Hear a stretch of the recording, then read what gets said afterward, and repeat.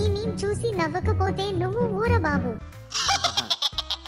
అమ్మా చూడు, ఈ మీమ్ వేర్ లెవెల్. కామెడీకి 5G స్పీడ్ వచ్చేసింది రోయ్. ఓరే, ఇంకా ఫోన్ తో ప్రేమను అపరా. నువ్వు ఎందుకు పుట్టావురా?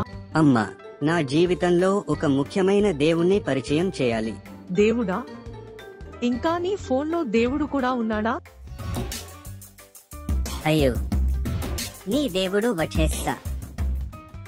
అయ్యో, ఈ ఫోటో ఫిల్టర్ భూతం ఎవరురా? అమ్మగారు, నువ్వు పాపలు చేస్తే నీ దేవుడు వస్తాడు.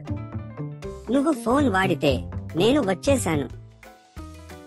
లెక్కలు చెప్పే దేవుడి గురించి విన్నానురా.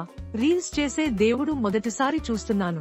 అమ్మగారు, నేను లేకపోతే రాము ఆఫ్లైన్ అయిపోతాడు. నా ఆశీర్వాదాల వల్ల రాము యూట్యూబ్ లో 3 గంటలు ఉంటాడు, కానీ అనిపించేది కేవలం 5 నిమిషాలు.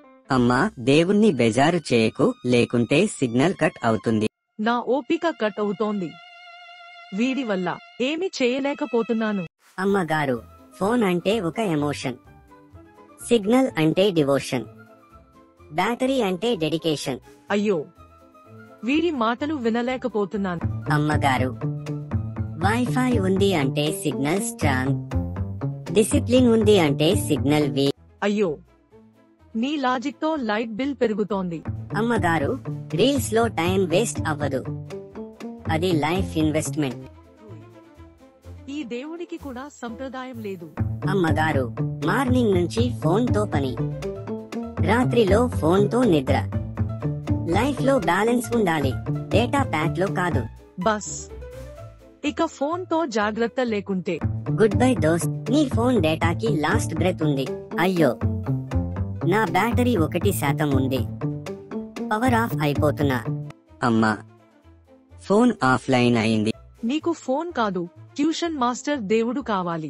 నీతి, ఫోన్ తో బ్రతకడం ఓకే, ఫోన్ కోసం బ్రతకడం నో వే. ఫోన్ ను సాధనంగా ఉపయోగించుకోవడం సరే, కానీ దానికోసం జీవితాన్ని అంతా వెచ్చించడం సరికాదు. మీకు ఈ కథ నచ్చిందా? అయితే లైక్ చేయండి, కామెంట్ చేయండి, మరియు సబ్స్క్రైబ్ చేయడం మర్చిపోవద్దు. మీకు మరిన్ని అద్భుతమైన కథలు అందిస్తాను.